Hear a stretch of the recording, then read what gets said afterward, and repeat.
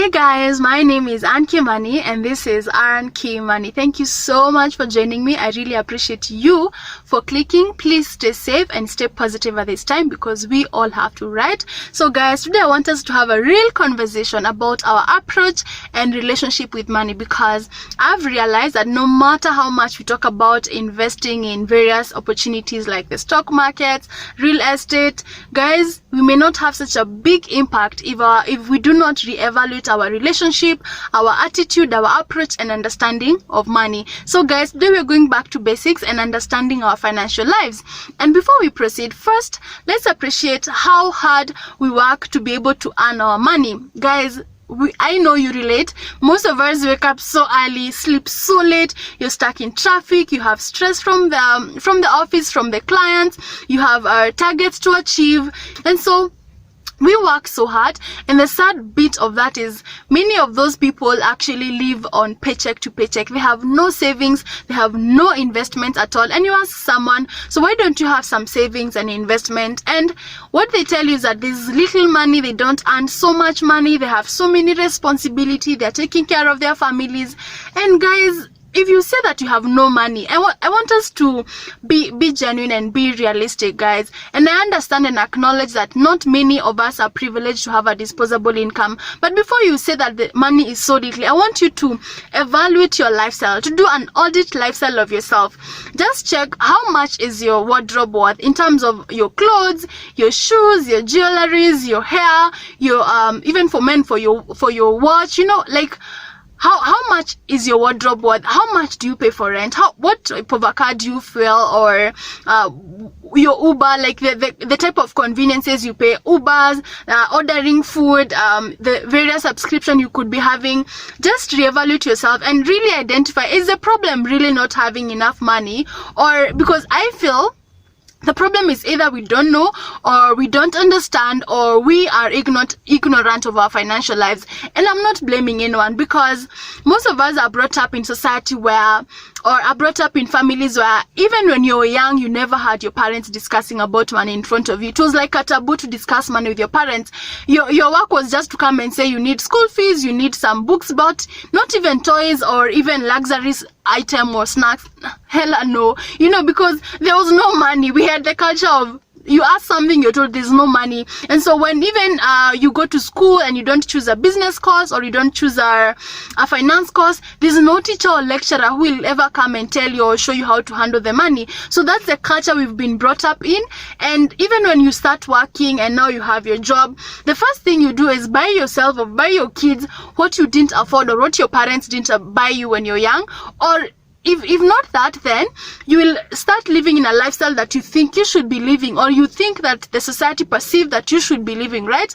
And so guys, that's the reason why I'm saying we need a total shift in our mentality and our approach towards money. We need to start and adopt this culture of having real conversation about money. Like, you can talk about money with your children, with your parents, with your siblings, people around you, your colleagues and friends. Like, you can just start talking about, so tell me, where do you invest your money? What type of savings account would you advise me? Tell me more about money markets.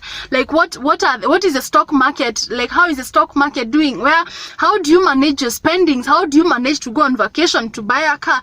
Guys, it's no longer a taboo to start discussing money, guys. We need to adopt that culture and nurture that culture so that we're able to have financial freedom, we're able to create our wealth, guys. If someone gave you 1 million Kenyan shillings right now and asked you to invest that money within the next 1 hour, so you have no time to consult a financial advisor, where would you invest that money? Would you be able to handle that money? Because to me, I feel we have adopted the spending culture so much that we don't have an investment and saving culture. That means even that money, you can't know where really to invest it, because we are not financially literate. We have no idea of what's happening in the stock market or in the capital market. We have no idea, even if we were to start a business, what tax does our business attract? What regulations and policies? We need to start being in charge of our financial lives completely, guys.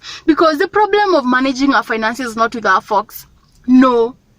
Our parents used to know how to manage their money, and that's the reason why from the small scale farming, from selling coffee, tea and small stuff, they could still manage to take us to school. They could still manage to take care of us in terms of food and shelter.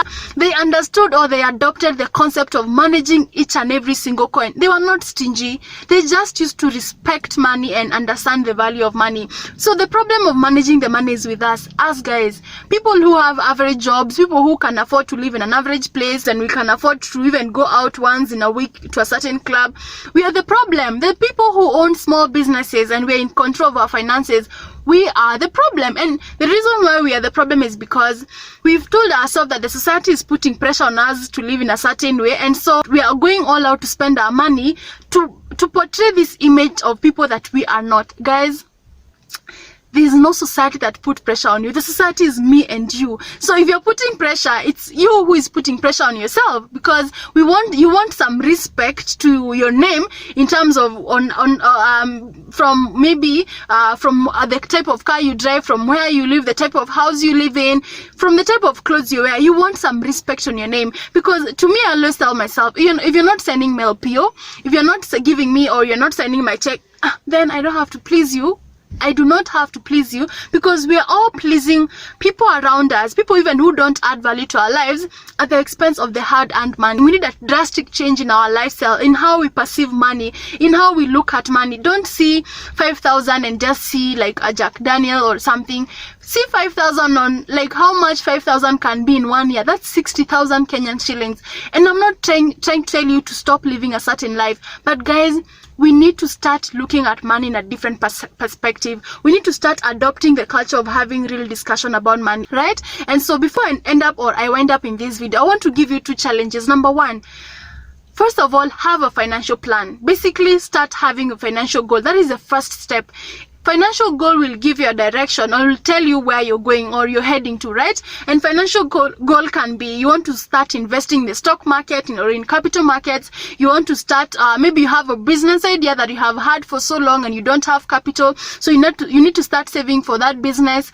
Maybe you want to join real estate, you need to own a home. You want to buy a car, you want to join a circle, you want to go back to school, you want to go for vacation. A financial goal can be anything, but don't just write financial goal. Just please attach a financial goal with a particular amount and timelines. When do you want to start investing in stock market? How much do you want to start investing with? If you can be able to have a vision board, stick it to your sitting room. Every single day you're able to see where you're heading to, because it keeps you focused, it keeps you motivated.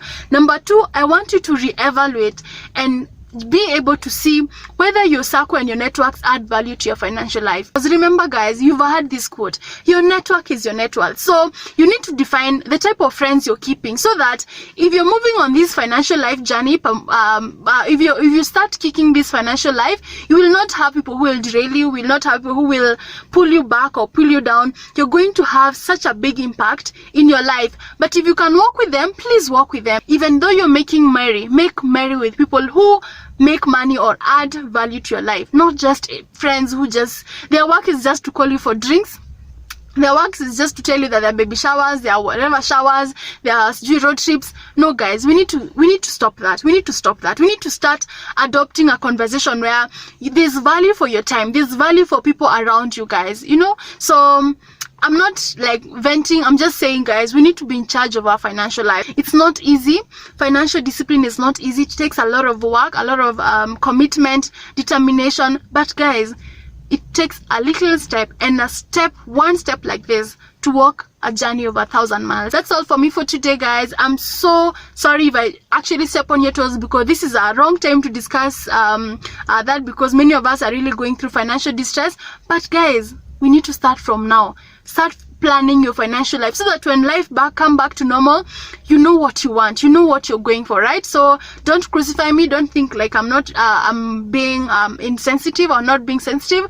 I just want us to be in charge of our finances as soon as now, so that when things get back to normal, we have gotten the rhythm, right? So guys, that's all for me for today. Stay safe. God bless you so much. See you in the next video.